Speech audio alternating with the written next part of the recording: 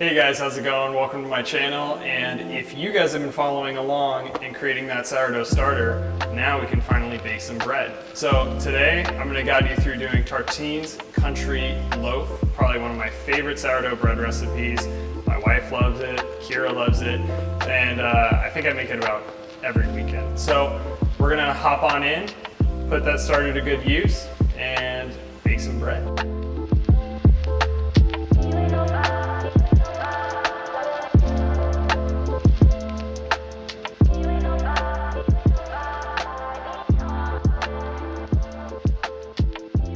So in order to make this Tartine Country Loaf, we are going to have to create a levain. And a levain is essentially an offshoot of your sourdough starter that ultimately gets mixed in with the dough.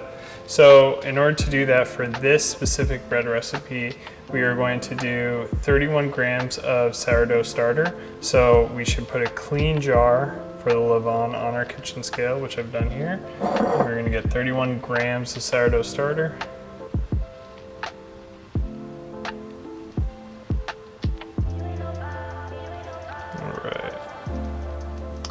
And then we are going to be adding 110 grams of organic whole wheat flour.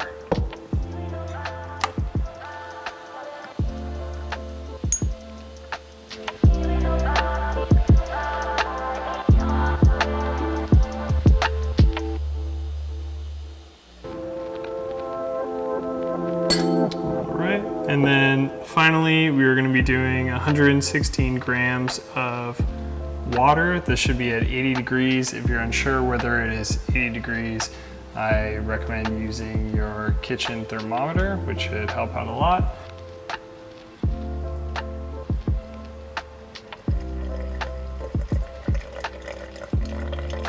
And I'm going to take my handy dandy chopstick and we're going to incorporate all this. Now, what I love about this recipe is it has you make the levain right before bed. So essentially you're baking bread while you're sleeping, which I am all for, because anything that makes my life easier and is convenient but still makes me look good, great. All right guys, last thing to do is just throw in our lid. And we want to make sure it's going to be tight but not too tight, so I usually hand tighten it and bring it back a little bit. And we just want to keep this someplace warm overnight, and we'll come back in the morning for mixing it all together in our dip. See you guys then. All right guys, good morning. Our tartine levain has risen. So now we're going to pour this mixture into a large mixing bowl, and we're going to add some water, about 740 grams. So let's get into it. There we go.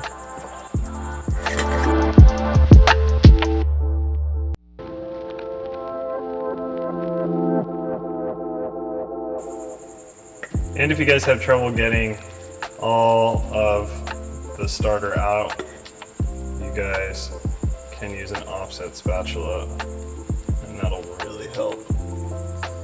All right guys, now that we have as much of our levain as we can get inside of our bowl, now we're going to mix in 740 grams of water until it all mixes and is dispersed before we add our flour.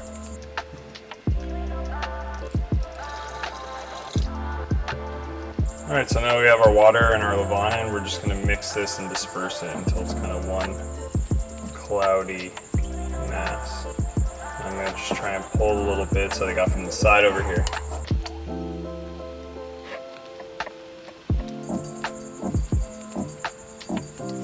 All right, now that this is dispersed, we're gonna add our flour in. So I'm just gonna measure out 300 grams of whole wheat flour and 700 grams of all-purpose flour. All right guys, so we have 700 grams of all-purpose flour and we have 300 grams of whole wheat flour. So we're just gonna mix this in.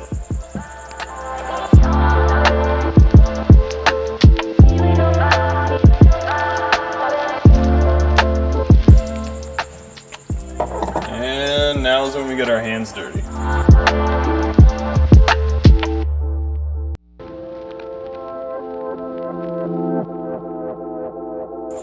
The goal here is that we just want to get all the dry flour hydrated. So wet just as much of it as you can. All right guys, now this is all mixed. Just want to get any little bits off your fingers. And we are going to let this rest. And we just want to make sure that we cover this with some sort of towel. If you don't have one, use some plastic wrap. And we're just going to let that sit for 30 minutes. And then we're going to come back and add our salt. So I'll see you guys then. All right guys, we're back. It's been 30 minutes and let's check on our dough. Awesome. All right, it is nicely hydrated. And what I like to do is I like to take 50 grams of water, pour it on top, and then take our 20 grams of salt and put it on top of the water.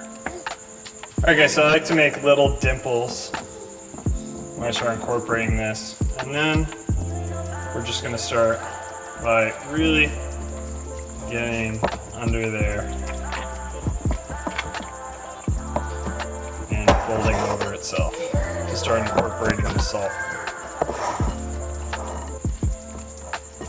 You want to be kind of aggressive with this. This will probably take about 5 to 10 turns. And we don't want the dough to tear. We just kind of want to nicely stretch it. And the technique is I want to take my hand and I want to reach halfway under and pull up and come over. And reach halfway under, pull up and come over. Just like that.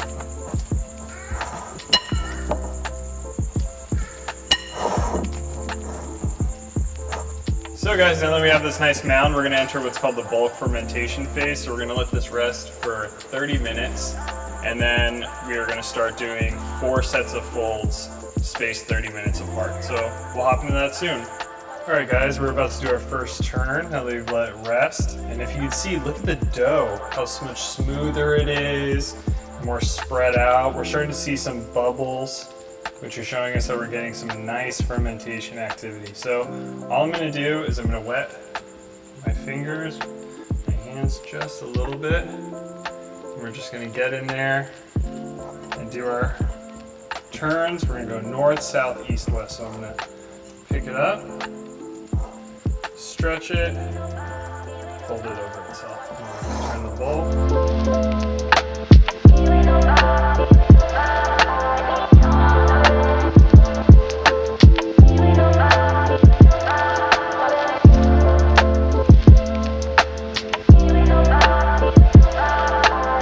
Alright guys, that looks pretty good. So we're going to let that sit for another 30 minutes and then we're going to come back and do round 2 of our folds.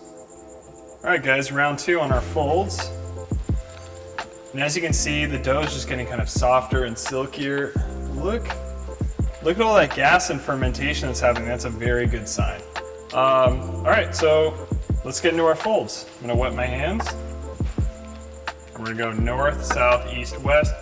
And with each set of turns, I'm going to be a little gentler to try and not degas the dough.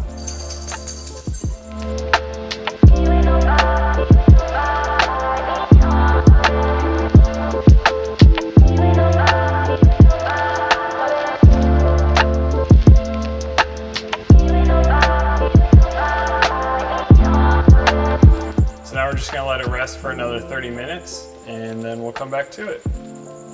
Alright guys, let's do our third turn. And you can see we have really nice fermentation activity and bubbles going up here, and that's what we're looking for. And we just want to make sure that we're nice and soft as we develop this on our last couple turns.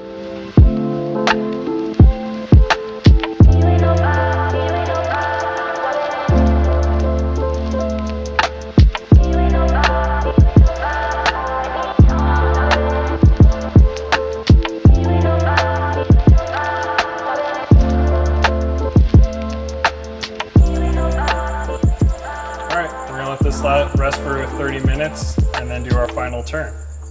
See you guys then. Alright guys, let's check in on our last and final fold. Nice, it's smoothed out really well. Just gonna wet up my hands. We're gonna be really gentle with these last few folds before we let it rest.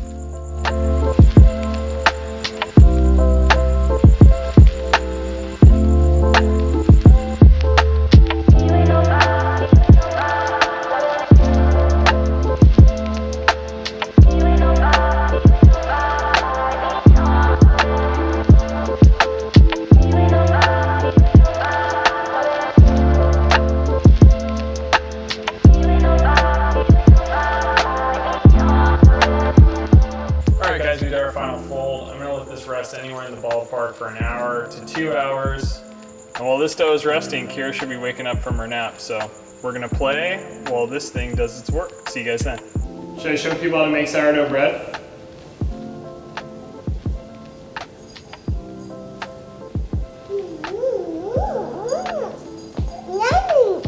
Alright guys, so our dough has risen quite a bit. So now we're going to pull it out onto an unfloured work surface. And we are going to pre-shape these into loaves, or kind of round discs. So let's get into it. So I'm using a silicone mat, but if you guys have a wood countertop or a chopping block, you guys can use that to do the same thing. You guys are going to want to use a bench knife, which I have. This one's from OXO.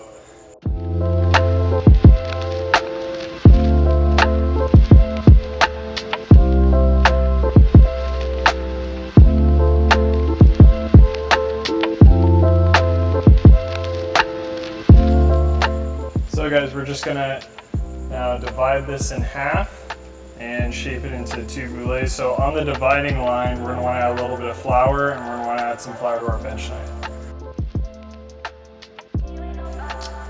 And when I'm dividing it, I'm gonna wanna place my hand next to it and kind of pull it away to pre-shape it into that ball.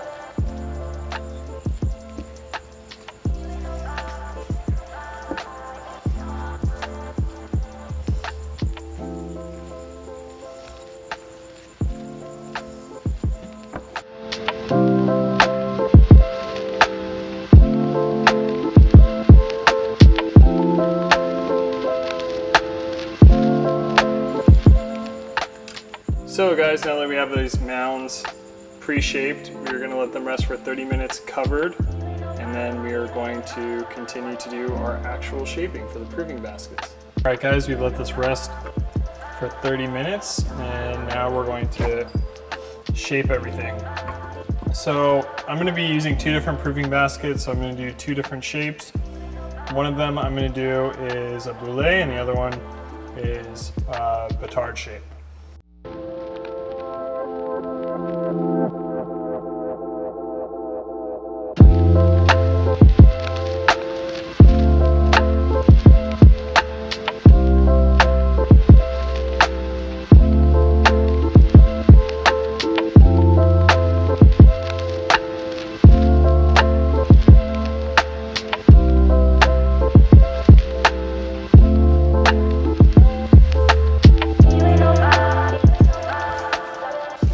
Check it out. It's in our proofing basket, and we're gonna let that rest in the fridge after staying out for a few more minutes to rest in the banneton. You wanna make sure before you put your dough in the proofing basket that you line it with rice flour or spelt flour so it doesn't stick when you guys are trying to get it out to bake it in the morning. All right, so let's go into shaping our next one.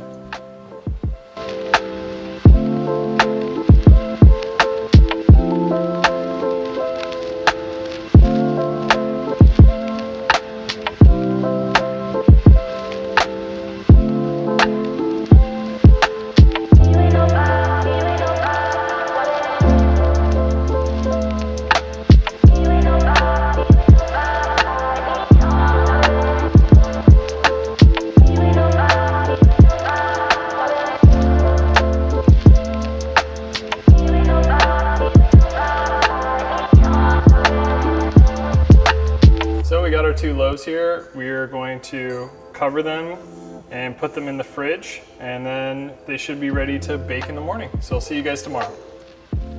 Hey guys, good morning. We've let our bread proof overnight, and today we're gonna bake our 2 loaves. So if you can see right here, you touch it, do you see how it just kind of springs back? It's kind of what we're looking for right there. So let's get this on a piece of parchment paper and transfer it over to our Dutch oven.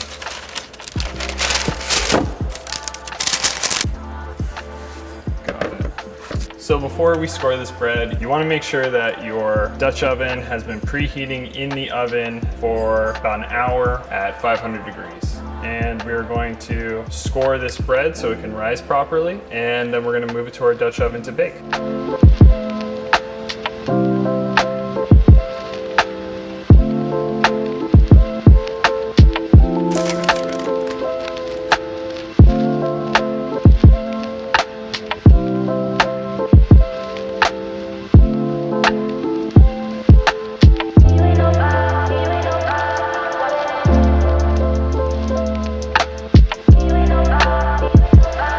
Guys, doesn't this loaf look beautiful? Love the way it rose. Looks super yummy. We're gonna let this rest on the cooling rack for an hour to 2 hours before we cut into it. So while this is resting, let's get into our other one.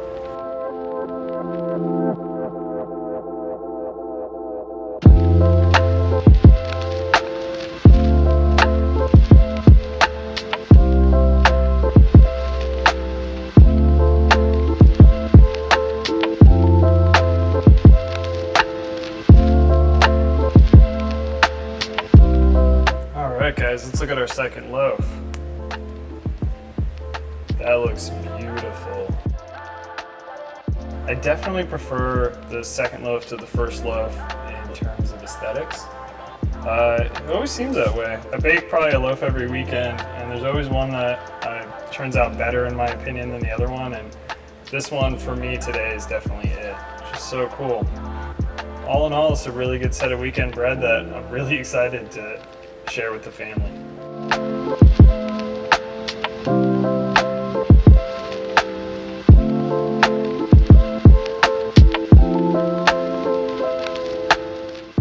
Kira, do you like your bread? Yeah. Well, that does it for our sourdough bread video. If you guys liked it, let me know, and subscribe and turn on notifications if you guys want to see more recipes. I'll catch you guys on the next one. Can you say bye?